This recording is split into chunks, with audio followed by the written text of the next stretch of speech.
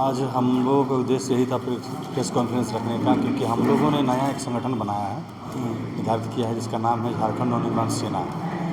ये रजिस्टर्ड संगठन है और हम लोग जो समाज में हो रहा अत्याचार आदिवासी मूलवासी भाइयों के साथ, उसको देखते हुए हम लोगों ने संगठन बनाया है। यहाँ तो कई संगठन हैं, आप लोग नया संगठन बनाए, तो क्या नया कुछ क्या करेंगे संगठन से? देखिए, और क्या संगठन, जितने भी संगठन हैं वो क्या करते हैं मुझसे मतलब नहीं है। आप लोग जानते ही हैं बात को भी, कि जितने भी संगठन हैं अभी तक हमारे से पहले,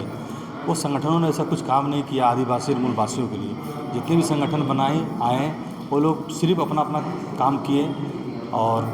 बस साइड लग गए। तो ये देखते हुए हमारे आदिवासी और मूलवासियों के साथ जो अत्याचार हो रहा है, उसको देखते हुए हम लोगों ने सोचा कि जब वो संगठन कुछ काम नहीं कर रही है तो हमें करने की बहुत ज़रूरी आवश्यकता पड़ गई, इसलिए हम लोगों ने संगठन बनाया है। अच्छा, राज्य स्तर की केंद्रीय अध्यक्ष झारखंड नवनिर्माण सेना बनाए हैं, क्या उसका क्या उद्देश्य है उसका? देखिए, आज ये नया संगठन झारखंड नवनिर्माण सेना जो आप देख रहे हैं, आज ये संगठन का निर्माण करना आवश्यक इसलिए हुआ कि वर्तमान में हम देखते हैं कि आज हमारे झारखंड राज्य की जो हालात परिस्थिति है, बहुत सारे संगठन हैं आदिवासियत को लेकर, उसके नाम को लेकर बहुत सारे संगठन आज है। लेकिन आज 25 साल हमारे झारखंड का हो गया जब झारखंड का निर्माण हुआ है, लेकिन विकास के तौर पर हम सिर्फ ऊपरी स्तर पर देख रहे हैं। लेकिन अगर अंदरूनी रूप से और हम जमीनी स्तर से देखें तो यहाँ विकास तो नहीं हुआ है, लेकिन झारखंड की लुटाई केवल हुई है। बहुत सारे ऐसे गंभीर मुद्दाएं हैं, खास करके हमारे आदिवासियत के मान सम्मान की बात हो, आदिवासियत की उनके विचारधारा को लेकर, उनके डेवलपमेंट को लेकर, जो वास्तविक रूप से डेवलपमेंट की बात है वो हमें नहीं दिखती। बहुत सारे संगठन हैं, बहुत सारे राजनीतिक दल से भी हम लोग जुड़े, लेकिन आज ये ज़रूरत पड़ी कि उन मुद्दों को जिसे लोग गहराई से नहीं लेते हैं, बस अगर मुद्दा है ऊपरी तौर पर केवल बयानबाजी भाषणबाजी करके उस मुद्दे को वो ढांक देते हैं। लेकिन आज हमने ऐसे बहुत सारे मुद्दे पर काम किया है और आज इस मंच के माध्यम से मैं आज झारखंड के सारे नौजवान नवयुवकों को आह्वान करता हूं कि ये एक मंच है जिसमें आप जुड़ सकते हैं, और जो भी आपके अंदर में समाज के लिए सेवा की भावना है, जो भी अत्याचार के विरुद्ध अगर आप लड़ना चाहते हैं तो आप हमारे साथ जुड़ सकते हैं। जहां अत्याचार है वहां हम खड़े हैं, ये हमारा वादा है। हम जनता को संविधान में हमारे जो भी अधिकार है, मौलिक अधिकार है,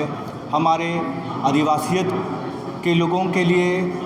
पेशा कानून है और बहुत सारे ऐसे कानून हैं, CNT एक्ट है, इस पर बहुत सारे हमारे ग्रामीण भाई बहन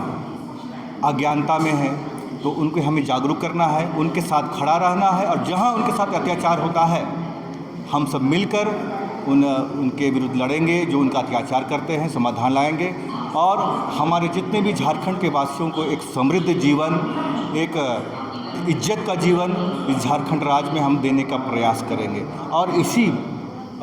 विचार को लेकर आज हमने ये झारखंड नवनिर्माण सेना का हम लोग ने आयोजन किया है इस बैठक पर, जिसको हमने निर्माण किया है। और आपको ये भी बता दें कि हम किसी का विरोधी नहीं, कोई भी संगठन का विरोधी नहीं है, विशेषकर सरकार का भी नहीं, लेकिन हमारी चाहत है कि हम जो मुद्दों को जो छुप जाते हैं, जो गहरी मुद्दाएं हैं, जो ढांक दी जाते हैं, मैं सरकार के साथ और अलग विभिन्न संगठन जो हमारे सोच विचार से मेल रखते हैं उनके साथ हम ये काम करेंगे, और सचमुच इस झारखंड को एक समृद्ध, स्वच्छ और एक विकासशील प्रदेश बनाने का हम प्रयास करेंगे। मैं अल्बर्ट का एक समाज से नया संगठन का विस्तार किया, इसका क्या उद्देश्य? आज नए संगठन का निर्माण करने का ज़रूरत आखिर ऐसा क्या हुआ कि आखिर हमें पड़ गई। अगर आज भी हम देखते हैं तो सबसे बड़ा यहाँ पे जो आदिवासी और मूल निवासियों का शोषण किया जा रहा है, अगर खासकर ये तो छुपाने वाली बात नहीं, सबको पता है कि पूरे एशिया में सबसे ज़्यादा खनिज संपदा हमारे पास में, लेकिन आज हमारे नौजवानों का क्या हाल है, हमारे आदिवासी भाई बहनों का क्या हाल है, हमारे मूलवासियों का क्या हाल है। यहाँ पे सिर्फ यहाँ के लोगों को शोषण करने का काम किया गया, कुछ देने का काम किया नहीं। चाहे कितनी भी 25 साल में कोई भी सरकार आई हो,